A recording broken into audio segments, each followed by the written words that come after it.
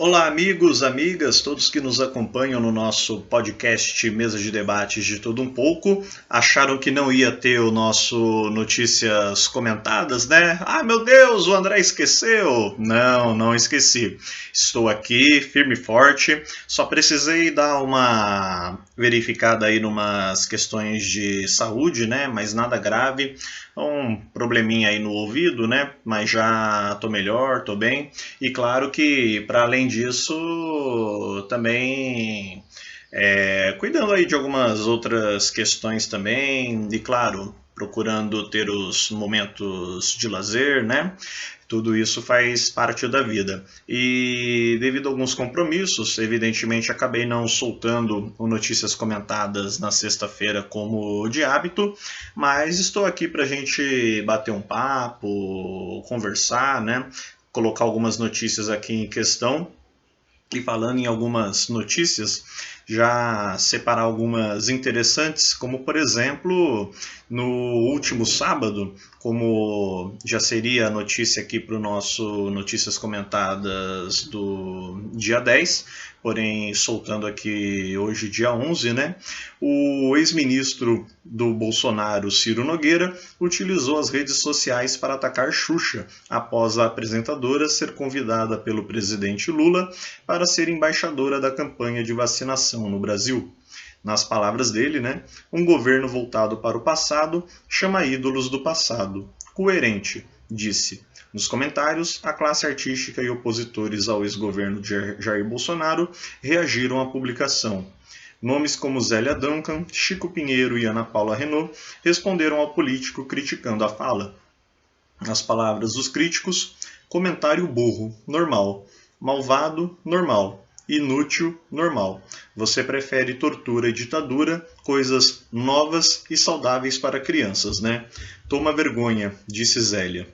Moderno é ser negacionista da ciência e das vacinas, né? E o cursinho para aprender a ser oposição já começou? Disse o médico Luiz Paulo. Pois é, Ciro Nogueira perdeu a oportunidade de ficar calado, né? Esse que, diga-se de passagem, na minha aqui humilde e modesta opinião, podemos assim dizer, eu gostaria de evitar certos termos, né? Até para evitar problemas maiores. Bom, eu não vou dizer que o deputado seja, até para evitar problemas na justiça, mas ele deveria no mínimo ter repensado esse tipo de comentário, esse tipo de posicionamento. Ele não é obrigado a gostar da Xuxa. Eu também tenho algumas críticas aí com relação a Rainha dos Baixinhos, mas a questão em si é a importância da vacinação e da campanha, coisas que o governo Bolsonaro não fez, ou se fez foi por mera questão de pressão, e a gente viu a quantidade de pessoas mortas nos últimos tempos, fora o aumento do negacionismo aí com relação às vacinas, que está mais do que provado que salvam vidas e são importantes aí, não só as da Covid-19, como também todas as demais. E agora vem um deputado aí, que aliás já foi cúmplice, né? Já foi apoiador outrora do PT, do petismo, agora soltando essas pérolas aí, mostrando comentários. Repito, não estou me referindo ao senador, ao deputado, mas comentários aí que, na minha modesta opinião, são dignas de um bosta. Não tem assim muito o que falar com relação a esse assunto. E ainda sobre a questão do ex-governo Bolsonaro, vamos a mais um ponto aqui tristemente interessante. Foi divulgado nessa semana também, ou poderíamos dizer foi relembrado nessa semana também, alguns vídeos de lideranças indígenas, quando o Rodrigo Maia ainda era presidente da Câmara dos Deputados, ou seja, bem antes aí dessa atual figura, né, o deputado Arthur Lira. Quando o Rodrigo Maia era o presidente, uma comissão aí de outros deputados, senadores, receberam lideranças indígenas no Congresso, já denunciando tudo aquilo que hoje se concretizou, tudo aquilo que hoje já se sabe, e o Brasil e o mundo viram estupefatos com relação à situação de mazela, de abandono, de crime humanitário que as populações, os povos originários, que as diversas etnias, em especial a Pataxós, Yanomamis e também Guajajaras têm sofrido aí com o que foram os últimos anos de desmando do governo Bolsonaro e, consequentemente, situações bastante drásticas e tristes aí com os ataques que a população indígena sofreu por conta do garimpo ilegal e sustentado pelo grande capitalismo internacional, infelizmente apoiado pelo que foi aí foram aí os últimos governos e nunca combatidos de fato como assim deveriam ser. O atual governo Lula promete de fato fazer campanhas mais agressivas e consequentemente ações mais agressivas contra esse tipo de crime e a gente espera que assim de fato aconteça.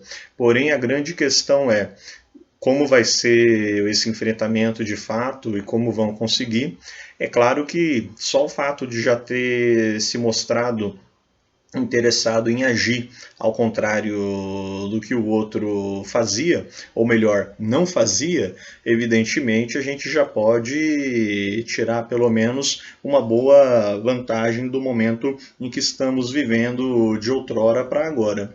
Porém, fica muito preocupante como que Lula realmente vai conseguir agir com relação a tudo isso dentro de um governo que, apesar de uma linha mais progressista e com certeza muito mais preocupada com algumas questões, com as questões humanitárias do que o outro governo, infelizmente ele está aliado aí com setores tão conservadores quanto o outro também estava, e também aliado com setores que não vão querer simplesmente ajudar por ajudar, sem estar cobrando um paralelo, sem estar com isso tentando lucrar de alguma forma, e evidentemente vão querer também usar a política do toma lá da cá. Aprovemos isso, mas evidentemente o senhor vai ter que nos garantir aquilo. E aí a grande sacada e a grande preocupação é o que é o aquilo que o governo terá que garantir para esses setores, né? Essa é a pegada que fica, até para um termo que até para uma questão que ainda vamos discutir mais para frente aqui no Notícias Comentadas, né? Mas realmente é uma situação bastante preocupante e vocês vejam que não foi algo de agora, né? Tudo que se está falando sobre a questão dos indígenas, e eu até havia comentado não só com alguns colegas e nos últimos Notícias Comentadas, mas eu lembro muito bem que já havia várias denúncias a respeito de tudo isso, ainda lá nos idos do ano passado, durante a campanha eleitoral. E que muita gente acabou não falando, não se dando conta, inclusive dentro da esquerda, eu acho que houve um vacilo muito grande de não ter se dado a devida atenção para essa questão, que hoje virou essa situação de mazela que a gente está vendo e que envergonha o Brasil perante o resto do mundo, inclusive envergonha o Brasil enquanto Brasil para si próprio, enquanto pensar que nós deixamos uma situação dessa chegar nesse ponto, e que não houve e não está havendo uma situação mais real, mais concreta e mais pontual de luta. Tudo bem, está havendo agora a ajuda humanitária, as Forças Armadas se mobilizando para realmente serem mais úteis do que foram durante o governo Bolsonaro e estarem agindo, né, em favor dessa população e não apenas se beneficiando de cerveja, picanha e chocolate e leite condensado, né, como a gente viu aí alguns casos outrora e agora realmente, né, colocando a mão na massa para poder agir. É evidentemente que eu parabenizo as Forças Armadas pelo empenho que tiveram durante os últimos anos em conseguir levar a vacina para quem precisava nos confins do Brasil, porém muito poderia ter sido feito, evidentemente, e muito poderia ter sido até colocado na pauta para justamente poderem fazer mais por essas populações indígenas que ficaram abandonadas lá, com uma FUNAI aparelhada por um governo sem interesse pela causa indígena. E aí a gente viu a situação que nós chegamos. Bom, de qualquer forma, né, esperamos que a situação seja no mínimo mudada, pelo menos, né, e repetindo, né? Acho que foi muito ruim por parte da esquerda ter cantado muito vitória com o último resultado das eleições e ter negligenciado certas questões como essa daí, por exemplo, que era para ontem ações mais firmes e contundentes por parte de todos nós contra o que ocorreu, contra o que aconteceu. No, alguns falam em exagero, alguns falam em absurdo, mas é quando a gente faz esse tipo de comparação, mas você vê as fotos, você vê a situação como a coisa tá lá. Muitos falam aí numa espécie de holocausto indígena. Ora, exageros talvez à parte, eu particularmente não acho que é tão exagero assim, vendo algumas fotos que até comparam a calamidade social pelo qual as mesmas vítimas de outrora e de agora passaram, é no mínimo de se fazer pensar. Eu particularmente, na época da Covid, da explosão de mortes, tinha um certo receio particular, embora isso não fosse uma posição do canal, mas eu tinha uma certa posição pessoal de não utilizar o termo genocida e de não atribuir o termo genocida ao governo de Jair Messias Bolsonaro. Hoje, vendo o resultado e muito do que a gente está preocupado e olhando para a questão dos indígenas abandonados, naquelas situações que foram verificadas, eu, no mínimo, estou repensando, estou revendo algumas ideias com relação a isso. E a questão do termo genocida ao ex-presidente Jair Messias Bolsonaro. Mas acho que é uma questão aí boa para abrirmos para o debate também. Vamos para outros assuntos, né? Notícias comentadas aqui quase chegando ao fim, mas ainda com termos que são bons para a gente pegar e elaborar. Falar em holocausto, né? Vocês devem estar lembrados daquela vereadora do PT que denunciou gestos nazistas, né? Durante um ato golpista aqui no Brasil.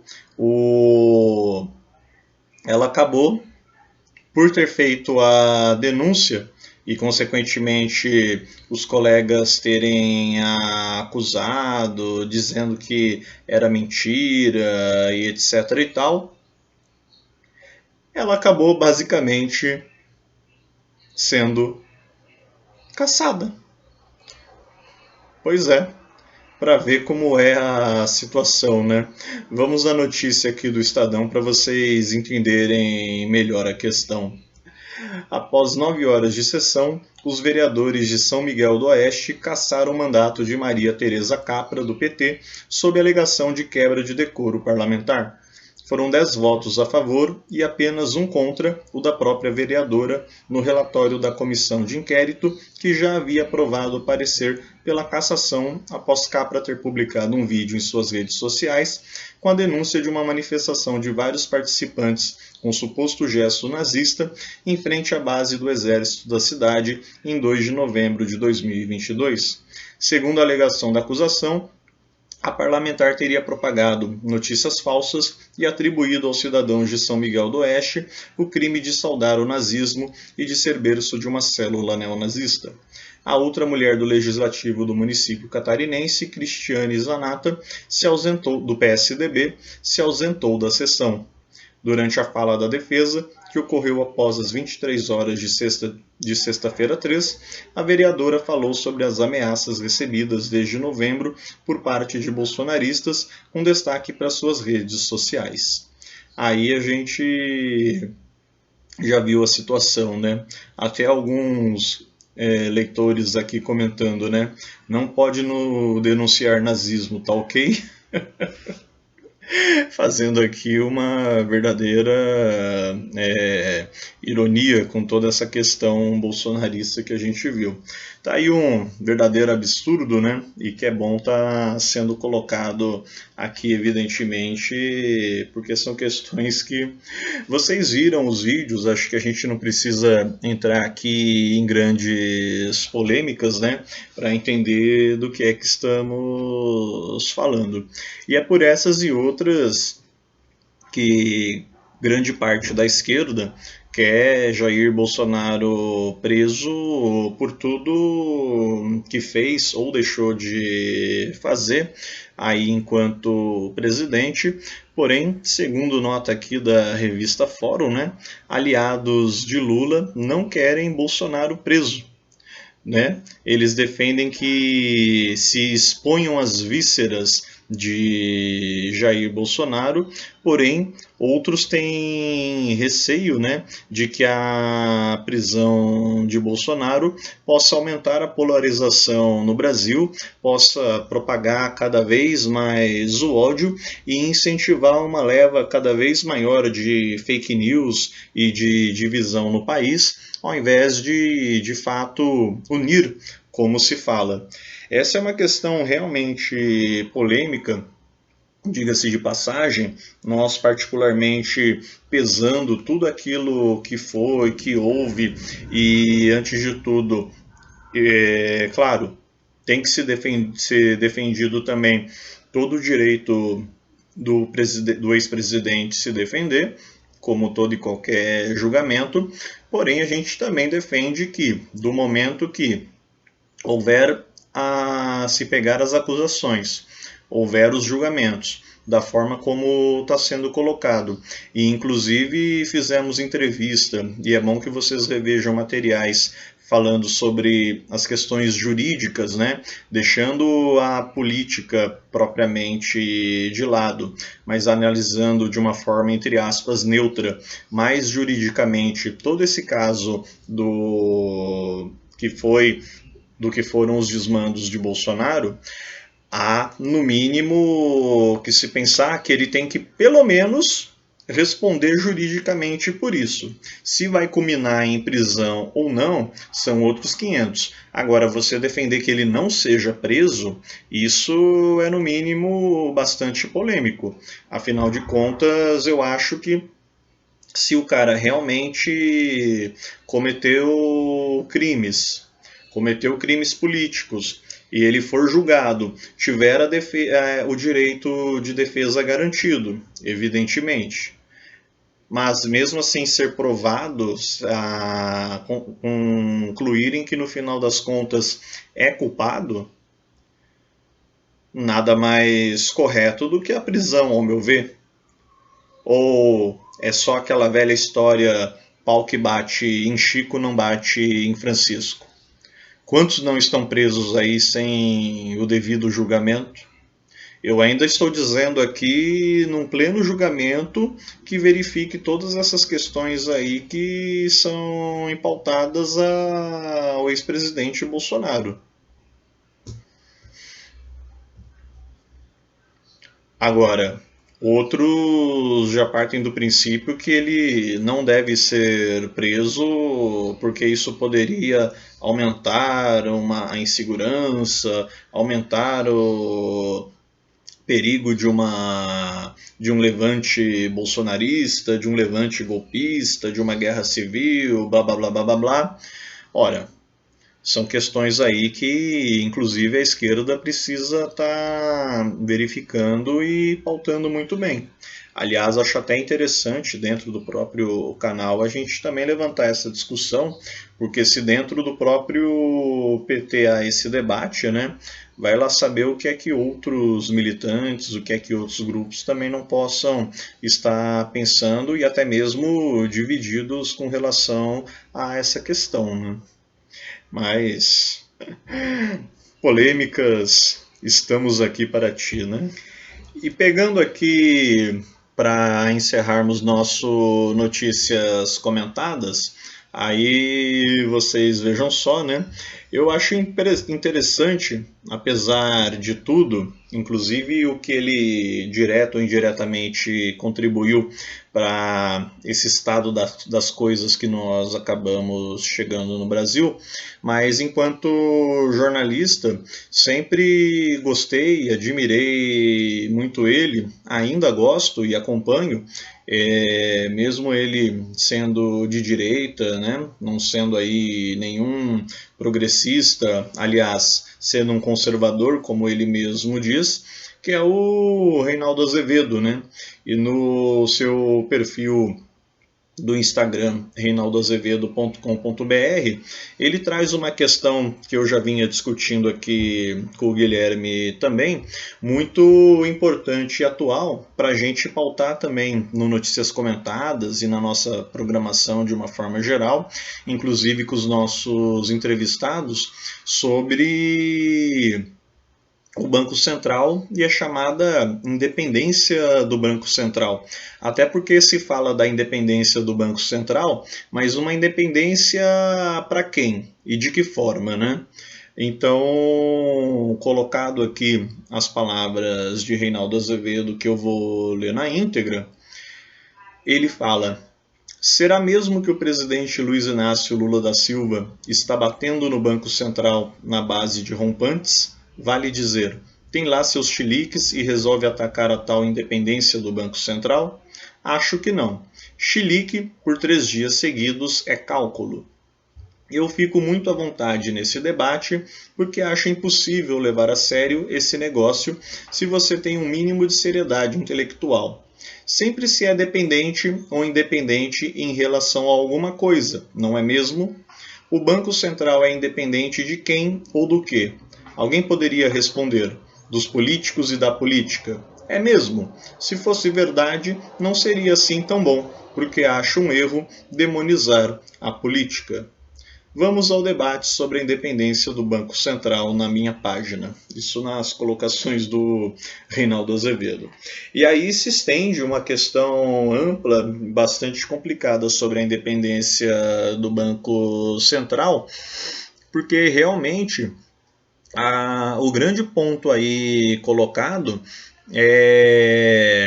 e que a esquerda, inclusive o presidente Lula pautou durante seu mandato, de que deveria ser revista a questão da independência do Banco Central e como ela agiria, afinal de contas, em favor ou desfavorecimento da população.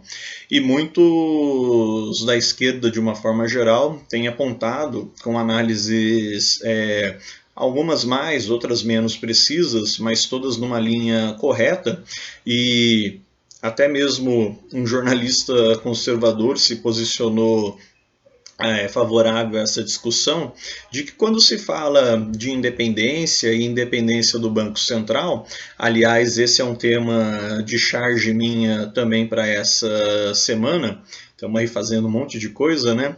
Falar sobre a questão da independência, né, do Banco Central. Ora, se fala de uma independência da política para ficar menos subordinada ao Estado, ao interesse de políticos malvados, como alguns liberais de plantão querem assim colocar, mas aí a questão é, e o Banco Central, consequentemente, entre aspas, independente, ele estará de fato independente ou ele estará atribuído, ele estará nas mãos do grande capital? Opa, agora a coisa mudou de figura, né? E isso também urge da esquerda estar cobrando e pressionando cada vez mais o presidente Lula, até para algo que foi uma promessa de campanha e que assusta o ministro José Padilha, desculpa, Alexandre Padilha, né? A gente sempre confunde aí os nomes, né? Peço perdão, mas o Padilha aí falando que a questão da independência do Banco Central não seria revisada. Bom, voltemos à discussão, né? Esse é um ponto aí interessante para a gente estar falando sobre a economia. Até gostaria também da opinião aí dos ouvintes, porque falar do Banco Central, a gente está falando de quem vai dar o norte da economia no Brasil. Eu não estou aqui para elogiar ninguém, mas tenho que concordar que, apesar de tudo e apesar de certo custo, a parceria Banco Central na primeira era Lula com um representante aí do mercado, no caso o ex-ministro Henrique Meirelles, e enquanto presidente do Banco do Brasil, numa ótica de banco de BC não independente, nós tivemos, apesar de tudo, conquistas aí significantes para o Brasil e que é o que muitos, inclusive, votaram no atual presidente, querendo que esse período de bonança voltasse. Claro que eram momentos diferentes da história, do qual a gente poderia ampliar mais ainda o debate, mas aí o nosso programa de hoje com certeza duraria muito mais tempo e eu até precisaria de algumas análises aí com um pouco mais de cacife, né, para a gente comentar a respeito, mas a gente conseguiu, repito, apesar de problemas por um lado, o Brasil conseguiu conquistas significantes com um Banco Central não independente, né, administrado por um membro aí do representante do grande capital, alguém já adaptado e que falasse bem a língua desse setor, mas não se falava até então de um Banco Central independente, como agora está a grande polêmica. Até porque se fala em Banco Central independente, ora, não temos uma independência total. Na verdade, a gente trabalha com independência relativa. Não é um banco independente que vai estar a favor da população, dos mais pobres, de favorecer aqueles que realmente precisam do Banco Central trabalhando a economia para priorizar os interesses da população de uma forma geral.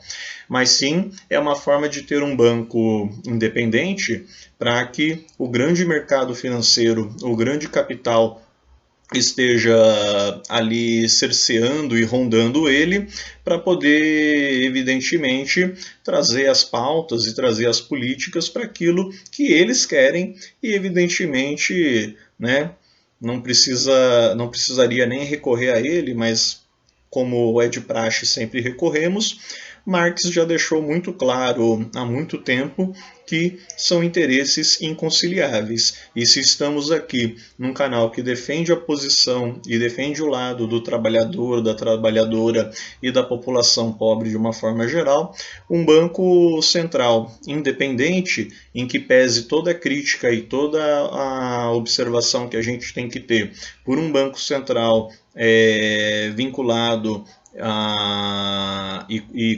controlado pelo governo, seja esse qual governo for, um banco central independente é até mais nocivo ainda, pois vai estar diretamente ligado aos interesses daqueles que não querem um verdadeiro progresso e uma verdadeira reestruturação na economia que favoreça a população mais pobre e a população trabalhadora do país.